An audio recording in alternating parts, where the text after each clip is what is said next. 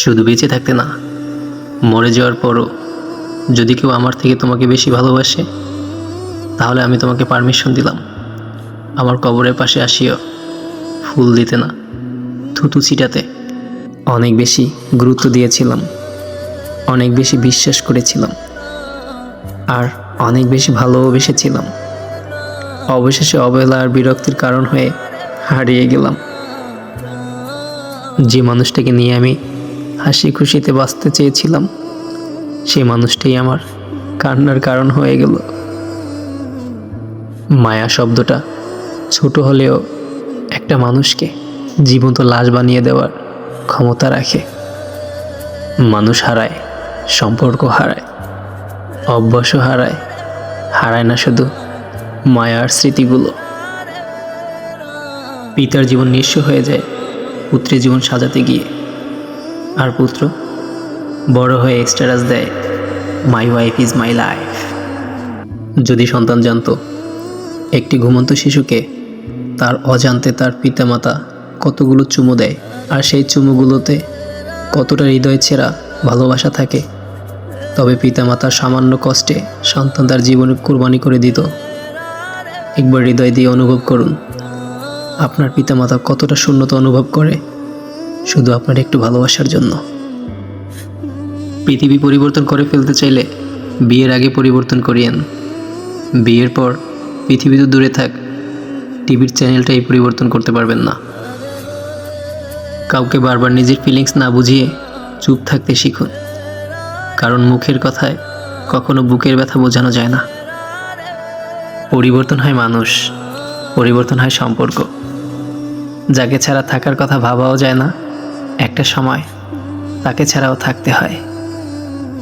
পুরুষ যখন অভাবে থাকে তখন নারীর টাকার চাহিদা বাড়ে। পুরুষ যখন টাকা ইনকাম করার জন্য ব্যস্ত হয় তখন নারীর যৌবনের চাহিদা বাড়ে। আর এই দুইয়ের তালে তাল মিলাতে গিয়ে নারী ওই পুরুষটাকেই একদিন হারিয়ে ফেলে। দুনিয়া যদি শান্তির জায়গা হতো তাহলে আল্লাহ জান্নাত বানাতো না। যদি নিজের ব্যথা টের পাও তাহলে তুমি জীবিত, আর যদি অন্যের ব্যথা টের পাও তাহলে তুমি মানুষ। মন ভালো রাখা মানুষটাই যখন মন খারাপের কারণ হয়, সেই কথা কাউকে বলা যায় না, সওয়াও যায় না, অসহায় লাগে শুধু। তুমি যদি ভাবো আমি রাগ করে তোমার সাথে কথা বন্ধ করেছি, তাহলে ভুল ভাবছো। আমি রাগ নয়, কষ্ট পেয়ে তোমার সাথে কথা বলা বন্ধ করেছি। সারাদিন সবার সামনে মুখ থেকেই শুধু বলি, তোমার শূন্যতায় আমার কিছু যায় আসে না, কিন্তু যখন একাকিত্ব সময় কাটে তখন বুকের বাঁ পাশে কিসের যেন একটা যন্ত্রণা হয়। আজ তোকে একটা কথা বলি, শুধু মনে রাখিস, মানুষ হারালে মানুষ পাবি, কিন্তু সেই মানুষ পাবি না। মনে রাখিস, একটা গেলে হাজারটা পাবি, কিন্তু সেই একটা পাবি না। মনে রাখিস, সহজে কাছে পাবি, কিন্তু খাঁটি পাবি না। অপেক্ষা করতেছি সবাই ঘুমিয়ে গেলে আকাশকে চুপি চুপি বলবো, প্রিয় আকাশ, আমার ভীষণ মন খারাপ। আকাশের অধিপতির কাছে বার্তাটুকু পৌঁছে দাও। কেউ জীবন থেকে চলে গেলে জীবন থেমে থাকে না, কিন্তু তার রেখে যাওয়া স্মৃতি আর স্বপ্নগুলো জীবনকে বিষণ্ণ করে তোলে। তবে যাওয়ার আগে ছোট্ট একটা কথা বলতে চাই, জীবনে টাকা পয়সা আসবে যাবে, খারাপ সময় আসবে যাবে, কিন্তু প্রিয়জন একবার চলে গেলে আর কখনো আসবে না। নিজেকে শক্ত করে গড়ে নিও, কারণ এই শহরে খারাপ পরিস্থিতিতে কেউই পাশে থাকে না। কিছু মানুষকে ভোলার চেষ্টা করলে আরও বেশি মনে পড়ে যায়, তাই তোমাকেও বলার চেষ্টা করি না। ছোটোবেলায় বাবার টাকায় পুরো দুনিয়া কিনতে মন চাইতো, আর এখন নিজের টাকায় একটা গেঞ্জি কিনতে গেলেও 10 বার ভাবতে হয়। হোক না মন খারাপ, ক্ষতি কি? জীবন তো চলছে, হয়তো ঘুমিয়ে, নয়তো দীর্ঘশ্বাস ফেলে। শেষ সময়ে পরিবার, সমাজ, এমনকি নিজের সন্তানেরাও পাশে থাকে না। পাশে থাকে একমাত্র জীবনসঙ্গী। তিন ধরনের লোক বেশি পেরেশানিতে থাকে: এক, সাহায্যকারী; দুই, দায়িত্বশীল ব্যক্তি; আর তিন, যার অন্তর পরিচ্ছন্ন বেশি। এটা আমার কথা না, হযরত আলী রাদিয়াল্লাহু তাআলা আনহুর কথা। একদিন সুখের সাথে দুঃখের দেখা হলো। দুঃখ সুখকে জিজ্ঞেস করলো, সুখ, তুমি সত্যি খুব ভাগ্যবান, সবাই তোমাকে পাবার জন্য কত কিছুই না করে। সুখ বলল, ভাগ্যবান আমি না, ভাগ্যবান তুমি। দুঃখ অবাক হয়ে জিজ্ঞেস করলো, কিভাবে?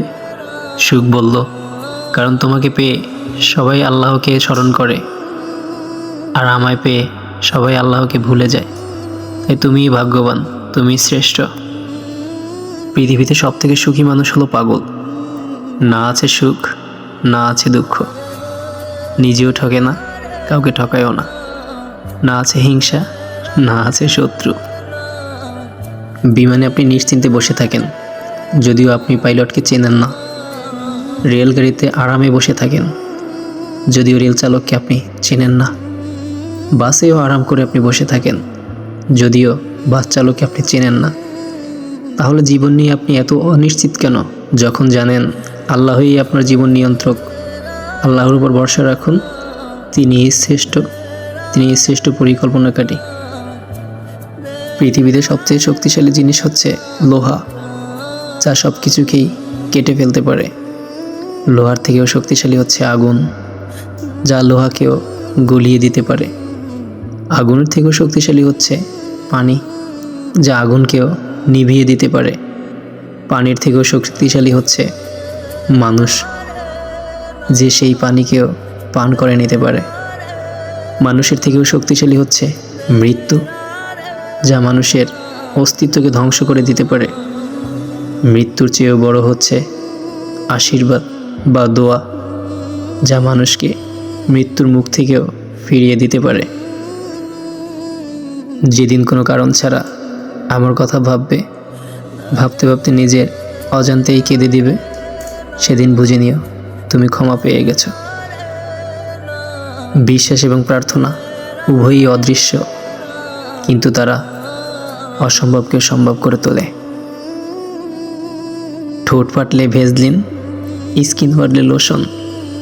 আমার তো কপালটাই ফাটা, আমি কি করব? পড়েছি মিথ্যা বলা মহাপাপ, বাস্তবে দেখছি সত্য পাগলের প্রলাপ। পড়েছি সকল মানুষ ভাই ভাই, বাস্তবে দেখছি বিবেক ও ভালোবাসা পুড়ে হলো ছাই। পড়েছি সবুরে মেওয়া ফলে, বাস্তবে দেখছি মেওয়া আসলে টাকার বলে। পড়েছি মানুষ মানুষের জন্য, বাস্তবে দেখছি মানুষ মানুষকে করে শূন্য। পড়েছি উপকার করলে উপকার পাবে, বাস্তবে দেখছি উপকার করলে আপনাকেই আঘাত করে। জীবনে তিনটি মন্ত্র: অতি আনন্দে কাউকে কথা দিও না, রাগের সময় উত্তর দিও না, দুঃখের সময় নির্ণয় করো না।